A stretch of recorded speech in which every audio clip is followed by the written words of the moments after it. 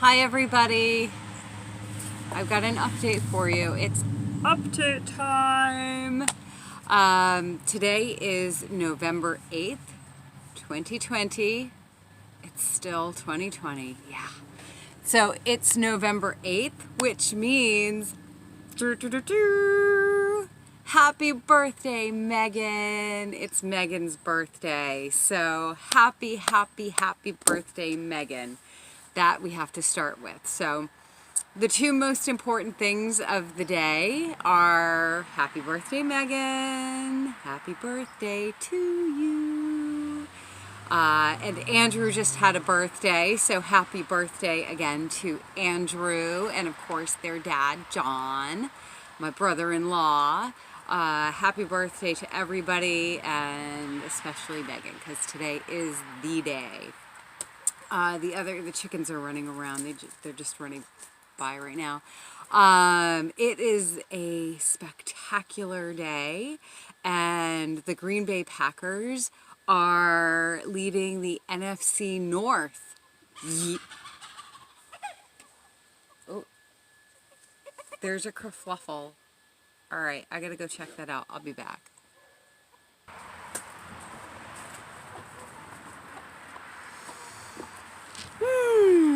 Okay, are we back? We're back. All right, I had to go get my oats to make sure they all came. Come on. Come on. All right, the chickens are all accounted for, so everything's okay. So, as I was saying, Green Bay Packers lead the NFC North. Go Pack Go. Very exciting news, and that will be the case for at least, like 7 more days or so at least. So, very exciting. So I've got the chickens here. I let them out because, as I said, it is a spectacular day. It was cold at night. It was like 49 degrees when I woke up, so I've got the fire going in the house, but it should be like 70 degrees today. It's really nice.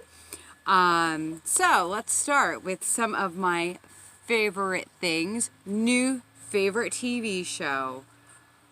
It is a Korean show called Something in the Rain. It's 1 season, 16 episodes. It's fantastic. If you do a search for Korean shows on Netflix, it's so good.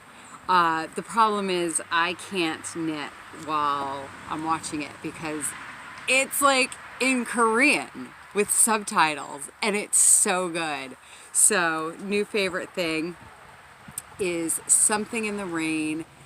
Check it out on Netflix. It's really awesome. So I wanted to actually wish Megan a happy birthday in Korean. 생일 축하해요. I can't say that. 생일 축하해요. Megan, 생일 축하해요. Yeah, so happy birthday in Korean and in English. Cool. So that's first for my favorite things. A couple of my other favorite things are the Last Homely House podcast on YouTube. Kate is from England.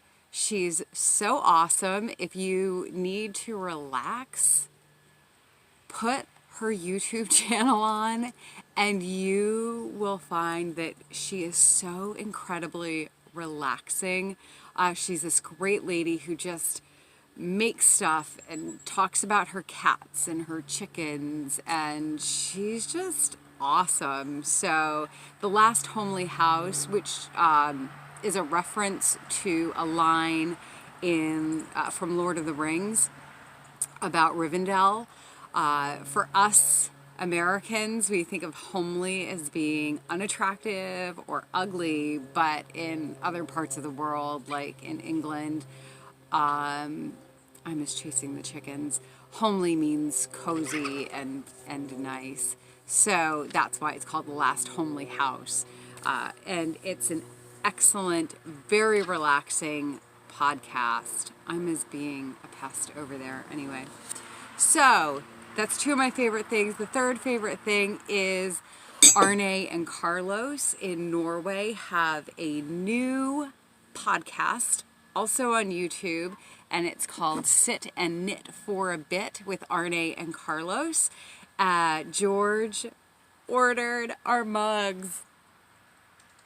Our mugs came in, so very cool. I'm not using my Arne and Carlos mug today. I'm using the chicken mug from Calvin because it's so awesome. So, but if you are into knitting, or even if you just, no, you don't even have to be into knitting. They are so entertaining, and it's really interesting to learn about their life and the culture in Norway. I started watching them at the beginning of the quarantine, and I just got hooked on them. And initially they were doing a quarantine podcast, and now they've turned it into one called Sit and Knit for a Bit. It comes out every Wednesday. I think there are 9 of them now.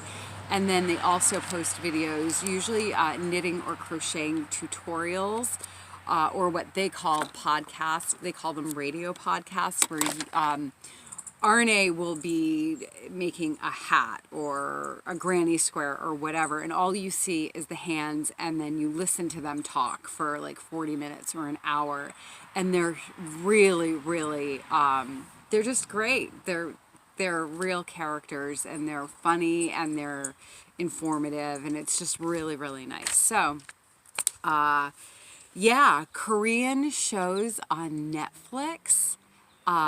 Last Homely House with Kate in England, and Arne and Carlos in Norway. So if you, those are my favorite things right now. So I wanted to update you on that. So now for an update on the coop.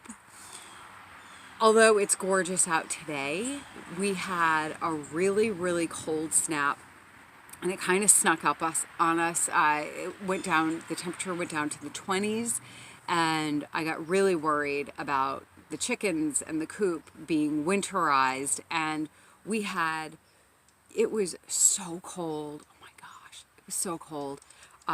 Freezing rain mixed with snow. Wind gusts were like insane. And so I went out and I got some 4 milliliter plastic to cover the run of the coop, and I'll show you pictures of that. As a matter of fact, we'll go ahead over there right now and I'll show you what I did. So here we are approaching the coop. Now again, you have to remember that the weather was crazy. There was snow and slush dripping off the roof onto my head while I was doing this. It was bitter cold, and I got this, you can see, it's really thick actually. It's a thick plastic, and then I used some screws and what are these, washers, to secure it onto the back of the run to keep the entire south side covered. And then I covered part of the front. I still want to give them air, so they still need ventilation, but they need to be protected from the rain. You want to keep them dry, but again, have lots of ventilation.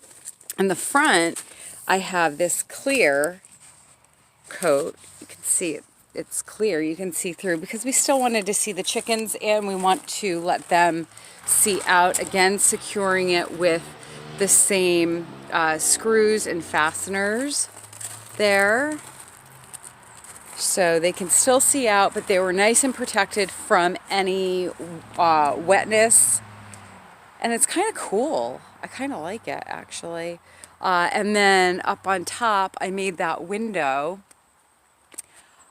believe it or not, I found that frame in the craft section of Walmart.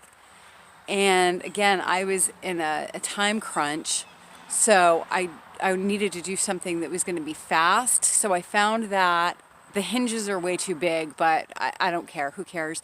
And I covered the frame with that window sealant that you can put that on your windows to weatherproof the windows. I wrapped it up and then I hit it with the blow dryer and tightened it up, and it's like glass. You know, still lets the light in, still have ventilation, but protects them from the weather coming in, which is really cool. So I did that on both sides. The back side actually is not see-through. So since we're here, let's check to see if we have any eggs.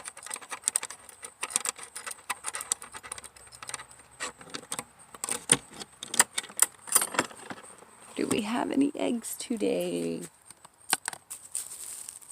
I see one. Oh, and it's cold, so they laid that one early. Beautiful, nice big one. All right, put that one in my pocket. Let's see. Oh, yeah, we got a couple more.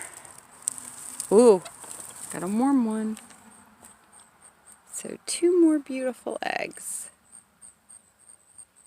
So, all right, and now I need a hand, so I'm gonna pause this. So I'm back. So covered the run with the plastic, got the windows covered, and I added straw, lots of straw, to the whole run and inside the coop, because that straw allows for the air to get trapped and makes a really, really nice warm environment for them. And again, keeping those upper windows still kind of covered but opened allows that ventilation that they need, but also the warmth. And then of course, as soon as I did all of that, boom, the weather turned to it's like summer now. It's really beautiful. So that's okay. At least now that's all set for the winter.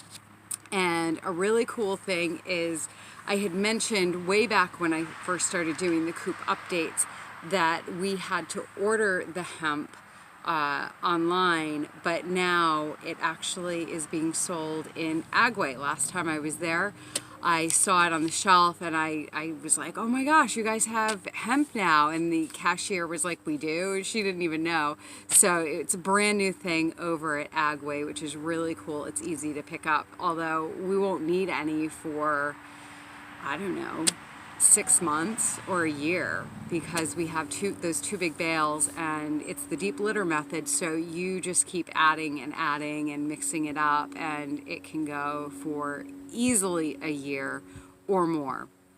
But it's nice to know that they have it right at my local Agway, which is also one of my favorite things. Love going to Agway. They always call me Miss when I go. They don't call me ma'am. They call me Miss. And it makes me feel really good about myself. So, a couple of other things that have been going on in terms of updating you. We put in a very long fence along the front of our property, and George did that, and he made the gate, and it's an electric automatic gate with an opener, so it's really cool. We can just like press a button and it opens and closes, so that's new. And then along the inside of that fenced area, I have 18, it was supposed to be 19, one plant is missing, but arborvitae are going to go in. So we had a dirt delivery, which I'll show you a little video of, a dump truck of dirt, and I will show you how I, with a hoe and shovels and rakes and things of that, spread it all out. And I took the limbs and the logs from a tree that had fallen here in the yard that were all stacked up, and because there's a slope, I bermed it all up with those logs and then leveled this dump truck of dirt along the way so I can plant those trees. So I got my work cut out for me there. So that's what's going on there. And I've also been working on building a compost area. So for all of the yard waste, kitchen scraps, eggshells, coffee grounds, etc., etc., etc. Get that all to make nice compost because we have not been composting until now. So the stuff from the chicken coop, food scraps, and yard debris, leaves, and pine needles and stuff are all going to go in there. And hopefully next year we'll have really good good compost to use in the garden, which the garden is doing great. The lemon thyme is still growing, which is really cool. And the roses are doing great. We had that cold snap and the actual blooms on the mums and the roses didn't like that, but the plants themselves are doing really great and loving this extended season of growing here. So that's what's going on. My compost, planting 18 trees, spreading soil, winterizing the coop, and watching some new shows on Netflix at night while knitting. I finished the baby stuff that I was doing, my little cotton rabbit and the romper and sweaters and all that stuff. And I am working on, it's called,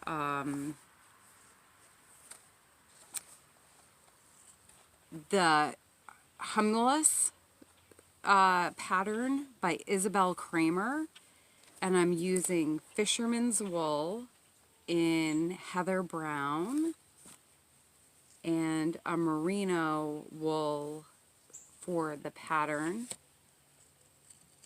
I don't know. Humulus is the botanical name for hops, apparently. I just thought it was a really pretty pattern. I love all of her sweaters, all the patterns that she does. She's a really, really cool designer. I have not mastered color work. So I have puckering, which that comes from holding the yarn on the inside too tight. This is the inside. I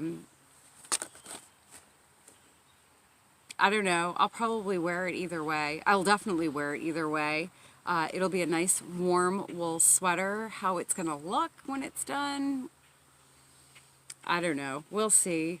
I have to keep practicing. Color work is not really, I have not mastered that. I can do lace patterns and cabling and read patterns, and there's stuff that I feel confident doing, and color work is not something that I have ever mastered yet. I will master the color work one day. Maybe not today, but one day I will.